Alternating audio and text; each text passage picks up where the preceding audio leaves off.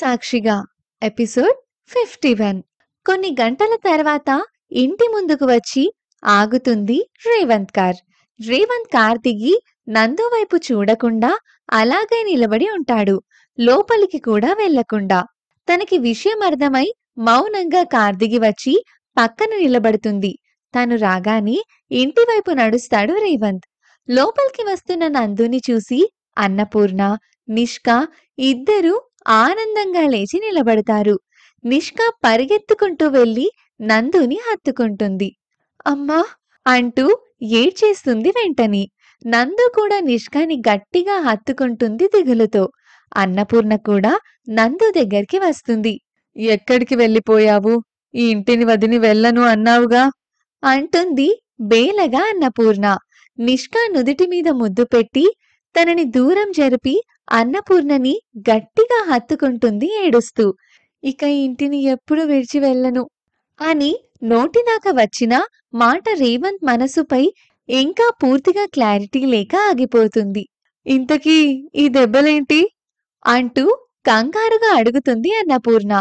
నందు వైపు కోపంగా చూస్తూ, గుడికి వెళ్ళిందాని తిరిగి వస్తుంటే చిన్న యాక్సిడెంట్ అంతే అని చెప్పి పైకి వెళ్ళిపోతాడు కోపంగా. దేవుడా, ఇప్పుడేం చేయాలి? ఈయన కోపాన్ని నేను ఎలా తగ్గించాలి అనుకుంటుంది నందు మనసులో. ఇద్దరూ తమ బెంగ తీరిపోయే వరకు నందుతో మాట్లాడతారు. వెళ్ళి ఫ్రెష్ అయ్యరా తల్లి అంటుంది నందు తల నిమురుతూ అన్నపూర్ణ. సరే అంటూ తమ రూమ్ వైపు అడుగులు వేస్తుంది నందు. రూమ్ దగ్గరయ్యే కొద్దీ గుండె వేగం పెరుగుతుంటే కంగారుగానే లోపలికి అడుగు పెడుతుంది నందు. బాల్కనీలో నిలబడి ఉంటాడు రేవంత్. ఏం చేయాలో అర్థం కాక చేతులు నలిపేసుకుంటూ ఉంటుంది నందు. అలా ఎంతసేపు ఉండిపోయిందో తనకే తెలియదు. రేవంత్ రూమ్ లోపలికి వస్తాడు. నందుని చూసి కూడా పట్టించుకోనట్లుగా వెళ్ళిపోతుంటే ఇక ఆగలేక రేవంత్ గారు అంటూ పిలుస్తుంది. ఆ పిలుపు విని వెనక్కి తిరిగి చేతులు కట్టుకొని నిలబడతాడు. నన్ను క్షమించండి అంటుంది చిన్నగా. పాకెట్లో నుండి నందు రాసిన లెటర్ బయటకు తీస్తాడు. అది ఏంటో అర్థమయ్యి భయంగా రేవంత్ వైపు చూస్తుంది. ఆ లెటర్ని ముక్కలు ముక్కలుగా చేసి నందు చేతిని విసురుగా లాక్కొని తన చేతిలో పెడతాడు. కన్నీళ్లతో తన వైపు చూస్తుంది. ఆ ముక్కల్ని కిందకి వదిలేస్తుంది. అది కాదు రేవంత్ గారు అంటూ మాట్లాడబోయిన నందు మాటలు మధ్యలోనే ఆగిపోతాయి. రేవంత్ తన చెంప పగలగొట్టడంతో చెంప మీద చెయ్యి వేసుకొని మౌనంగా తలదించుకొని ఏడుస్తూ ఉంటుంది. నన్ను క్షమించండి, మిమ్మల్ని చంపేస్తానని బెదిరించగాని అంటూ చెప్పబోయిన నందుకి మరో పడుతుంది రేవంత్ చేతిలో మరో చెంపపై. ఏడుస్తూ నిలబడుతుంది. వాడు బెదిరిస్తే వెళ్ళిపోతావా నీ ఇష్టానికి? నేనంటూ ఒకడున్నాను కదా, నాతో చెప్పాలి కదా, అంతా నేనే చూసుకుంటాను కదా. అంత ఆలోచన లేకుండా ఎలా వెళ్ళిపోతావు? మొగుడంటే లెక్కలేదా? లేక మొగుడు మీద నమ్మకం లేదా అంటూ గట్టిగా అరుస్తాడు రేవంత్. మీకేమైనా జరుగుతుందన్న భయంతో వెళ్ళిపోయాను, కానీ మీ మీద నమ్మకం లేక కాదు అంటుంది వెక్కుతూ. తను ఎందుకు వెళ్ళిపోయిందో రేవంత్కి తెలిసినా కావాలని అరుస్తాడు మరోసారి ఇలా చెయ్యకూడదు అని. ఏడుస్తున్న నందుని చూస్తూ, అది సరే, మన అగ్రిమెంట్ అయిపోయి వచ్చింది కదా, ఎప్పుడు వెళ్ళిపోతున్నావు ఇంట్లో నుండి? ఇప్పుడు వెళ్ళిపోయినా నాకోకే అంటాడు ఆమె వైపు సూటిగా చూస్తూ. ఆ మాట వినగానే కన్నీళ్లతో ఉక్రోషంగా తల ఎత్తి చూస్తుంది రేవంత్ వైపు. నేను వెళ్ళను అంటుంది ఉడికిపోతూ. అదేంటి, మన మ్యారేజ్ అగ్రిమెంట్ అంతే కదా, మరి దాని ప్రకారం నువ్వు వెళ్ళిపోవాలి కదా అంటాడు ఆమె వైపు చూస్తూ. వేగంగా వెళ్లి రేవంత్ కాలర్ పట్టుకుంటుంది నందు కోపంగా. నేనెందుకు వెళ్ళాలిరా ఇక్కడి నుండి? నేను వెళ్ళను, ఇది నా ఇల్లు అంటుంది కోపంగా రేవంత్ వైపు చూస్తూ. ఇదెప్పటి నుండి అంటాడు రేవంత్ వెటకారంగా. నేను నిన్ను, ఈ ఇంటిని వదిలి ఎక్కడికి వెళ్ళను అంటూ రేవంత్ ని గట్టిగా హత్తుకుంటుంది నందు ఏడుస్తూ. రేవంత్ మౌనంగా ఉండడంతో, నాకు నువ్వంటే ఇష్టం, ప్రాణం, I love you so much, నిన్ను వదిలి నేనెక్కడికి వెళ్ళను అంటూ అతనిని మరింత గట్టిగా చుట్టుకుపోతుంది నందు. ఆమె మాటలు విన్న రేవంత్ పెదవులు చిరునవ్వుతో విచ్చుకుంటాయి. ప్లీజ్, నిన్ను విడిచి ఉండలేను అంటూ గట్టిగా ఏడుస్తుంటే తన చెలి బాధని చూడలేక రేవంత్ చేతులు కూడా నందుని ప్రేమగా చుట్టుకుంటాయి. రేవంత్ చేతులు ఎప్పుడైతే తనని చుట్టుకున్నాయో వెంటనే తల ఎత్తి అతడిని చూస్తుంది నందు. ఇక చాలు, నువ్వేడవకే. నువ్వంతలా కన్నీరు పెడితే నా ప్రాణం విలవిల్లాడుతుంది అంటూ తన పెదవులతో నందు కన్నీళ్లు తుడుస్తాడు. నందు అలానే ఆశ్చర్యంగా చూస్తూ ఉంది. అంటే మీరు నన్ను యాక్సెప్ట్ చేస్తున్నారా మీ భార్యగా అంటూ అడుగుతుంది ఆశగా. నందుని వదిలి ర్యాక్ దగ్గరికి వెళ్తాడు రేవంత్. ఏమీ అర్థం కాక చూస్తుంది నందు. కొన్ని పేపర్స్ తీసుకొని నందు చెయ్యి పట్టుకొని బాల్కనీలోకి తీసుకొని వెళ్తాడు. ఇవి చూడు అంటూ పేపర్స్ తన చేతిలో పెడతాడు. ఆ పేపర్స్ చూసిన నందు భయంతో ఇంకా కన్నీళ్లతో రేవంత్ వైపు చూస్తుంది. అవి వాళ్ళు చేసుకున్న అగ్రిమెంట్ పేపర్స్ కావడంతో టెన్షన్‌గా అనిపిస్తుంది నందుకి. తన భావం అర్థం చేసుకున్న రేవంత్ తన చేతిలో ఉన్న వాళ్ళ కాంట్రాక్ట్ వివాహానికి సంబంధించిన పేపర్స్ తీసుకొని వాటికి అగ్గిపుల్ల వెలిగిస్తాడు. ఒక ఐరన్ ట్రేలో పెట్టి. నందు ఆనందం అంబరాన్ని అంటుకుంటుంది. మరో పేపర్స్ తీసి ఇవి మన విడాకుల పేపర్స్ అంటూ వాటిని కూడా ఆ నిప్పుల్లో పడేస్తాడు. అగ్ని ఎక్కడ ఉన్నా పవిత్రమే. అందుకే కాలుతున్న ఆ అగ్ని సాక్షిగా నందు చేతిలో చెయ్యి వేసి, నువ్వు ఎప్పటికీ నా భార్యవే.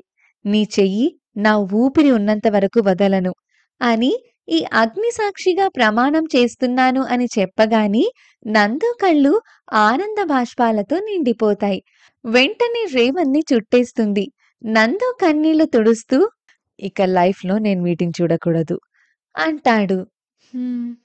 అంటుంది చిన్నగా నవ్వి నందు. లవ్ యూ సో మచ్ రా అంటూ మొదటిసారిగా తన ఊపిరిని నందు ఊపిరిలో కలుపుతాడు ఇద్దరి పెదవులు జతచేసి. నందు మొదట కంగారు పడినా రేవంత్ ప్రేమకి తల వంచి అతని ముద్దుని ఆస్వాదిస్తూ అతనికి సహకరిస్తుంది. కొద్దిసేపటి తర్వాత నందు నుండి దూరం జరిగి ఆమె వైపు చూస్తాడు రేవంత్. సిగ్గుతో కనురెప్పలు భారమవ్వగా తన భర్త హృదయంలో తల దాచుకుంటుంది నందు.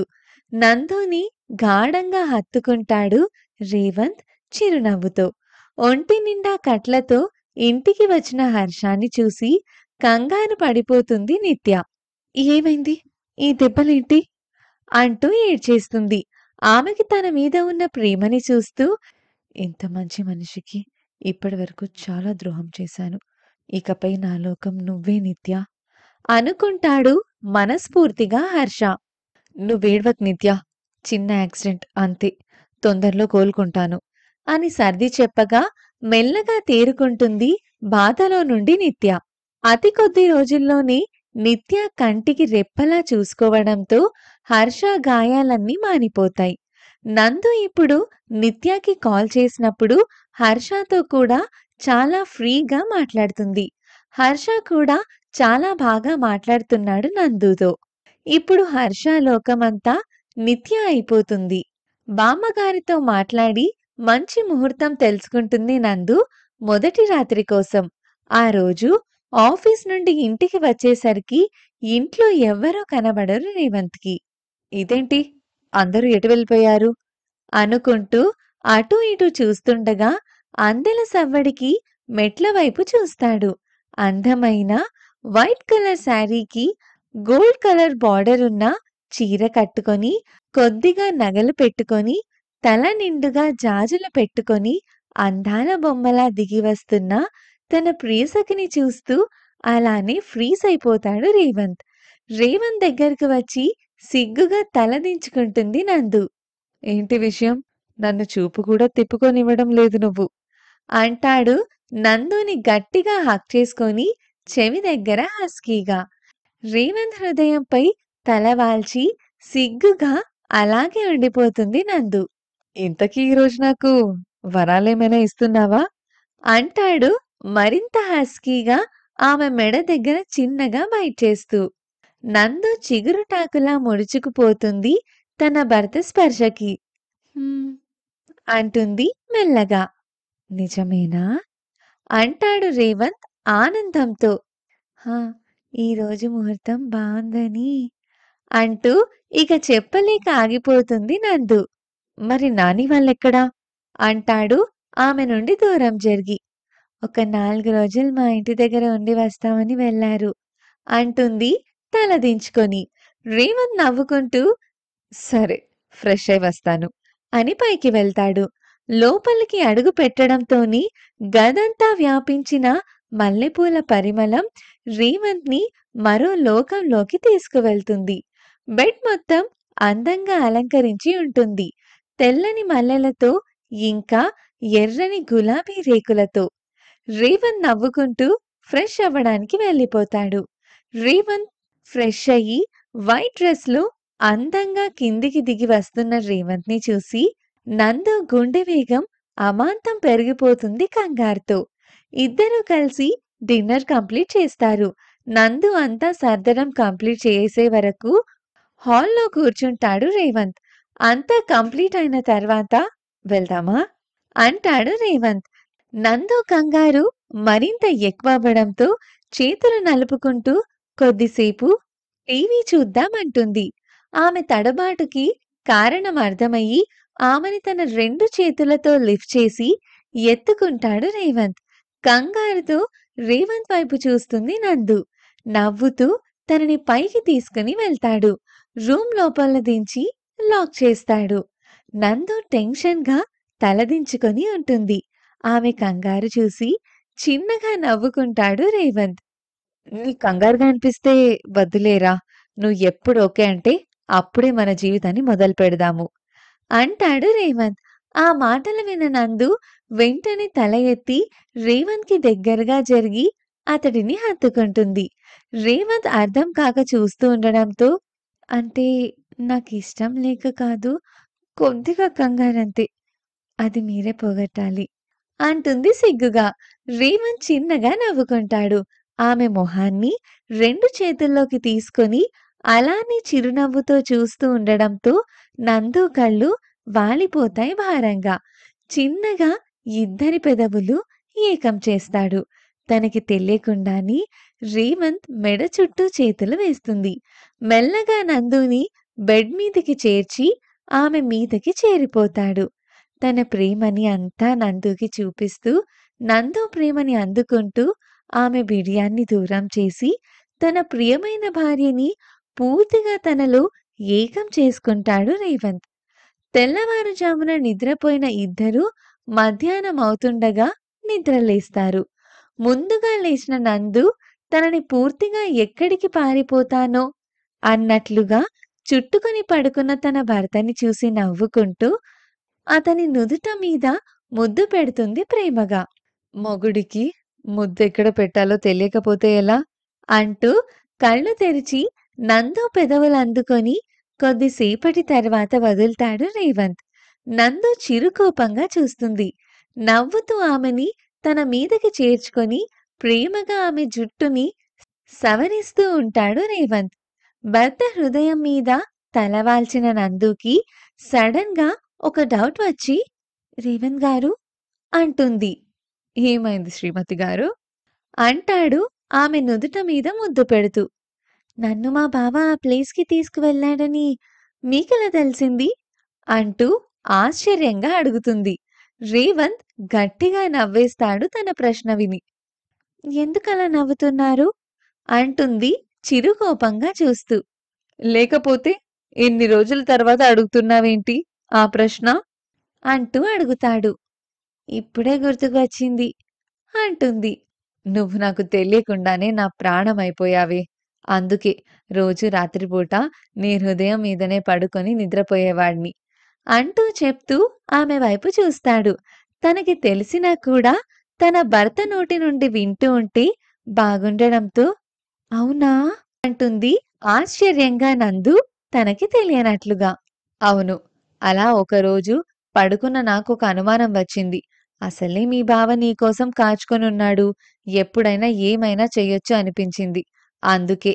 ఆ తర్వాత రోజు నీ మెడలో ఉన్న గొలుసుకి ఒక ట్రాకర్ పెట్టాను. దాన్ని నా మొబైల్‌కి కనెక్ట్ చేశాను. హమ్మయ్య! ఇక నేను అనుక్షణం కాపాడుకోవచ్చు అనుకోని ప్రశాంతంగా నీ హృదయం మీద తలవాల్చుకొని నిద్రపోయాను. అదే ఇప్పుడు నువ్వెక్కడ ఉన్నావో నాకు తెలిపింది అంటూ చెప్పడం ముగిస్తాడు. అమ్మో! మీది చాలా స్మార్ట్ అంటుంది చిన్నగా రేవంత్ ముక్కు లాగుతూ. రేవంత్ చిరునవ్వు నవ్వుతాడు నందు మాటలకి. కానీ మా బావని మీరు మార్చిన విధానం నాకు చాలా నచ్చింది రేవంత్ గారు. ఈరోజు అందరం ఇంత ఆనందంగా ఉన్నామంటే దానికి కారణం మీరే అంటూ ప్రేమగా అతడిని హత్తుకుంటుంది. నేనేం చేసినా నీకోసం, నీ చిరునవ్వు కోసం మాత్రమే. అందుకే ఇదంతా చేశాను అంటాడు ప్రేమగా నందు వైపు చూస్తూ. థాంక్స్ అంటుంది మనస్ఫూర్తిగా నందు. థాంక్స్ చెప్పే విధానం ఇలా కాదు అంటూ మరోసారి నందుని అల్లుకుపోయి అందమైన ప్రణయ యుద్ధం మొదలు పెడతాడు రేవంత్. అగ్రీమెంట్ రాసుకొని 6 నెలల తర్వాత విడిపోవాలి అనుకున్న రేవంత్ జంట బంధం జీవితాంతం ముడిపడిపోయింది. అత్యంత శక్తివంతమైన అగ్ని సాక్షిగా, వేదమంత్రాల సాక్షిగా ముడిపడిన ఆ బ్రహ్మముడిని విడదీయడం మానవ మాతృలకు సాధ్యం కాదు. తాళిబంధానికున్న గొప్పదనం అదే. తరాలు మారిన భార్యాభర్తల బంధానికున్న శక్తి అనన్యం. ఆ శక్తివంతమైన బంధానికి ఏదీ సాటిరాదు. కొట్టుకున్నా, తిట్టుకున్నా, ఎలా ఉన్నా వారిద్దరి ప్రేమలో మార్పుండదు. అది ఆ బంధంలోని గొప్పతనం. అందుకే పెళ్ళిల్లో పెట్టే ముహూర్తానికి, శక్తివంతమైన మేధమంత్రాలకు, వేసే ఏడడుగులకు అంతటి శక్తి ఉంటుంది. ఇలాంటి మరిన్ని ఇంట్రెస్టింగ్ స్టోరీస్ కోసం వెంటనే దండోరా ఛానల్‌ని సబ్స్క్రైబ్ చేసుకొని, మా వీడియోస్‌ని లైక్ అండ్ షేర్ చేయండి.